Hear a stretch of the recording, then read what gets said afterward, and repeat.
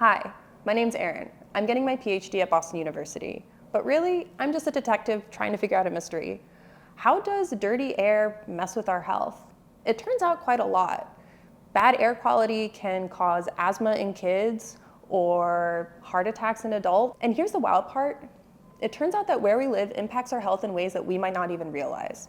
Let's take Boston, for example, where my colleagues have found that areas with fewer trees and parks experience hotter temperatures, sometimes dangerously hotter, compared to neighborhoods that are just a few miles away. We have also found that air pollution near busy roads and airports can impact nearby residents with having higher risks in asthma, heart disease, and more.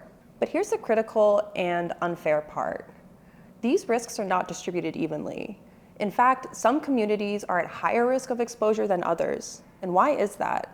Decades ago, racist policies like redlining identified Black, Latino, and immigrant communities as hazardous, cutting them off from investment. That meant that these areas had difficulty applying for loans and were left out of development.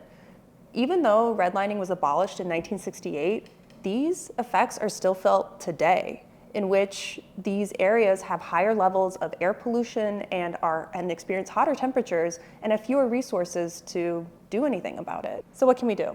Here at Boston University, we're trying to partner with local communities to tackle these environmental challenges.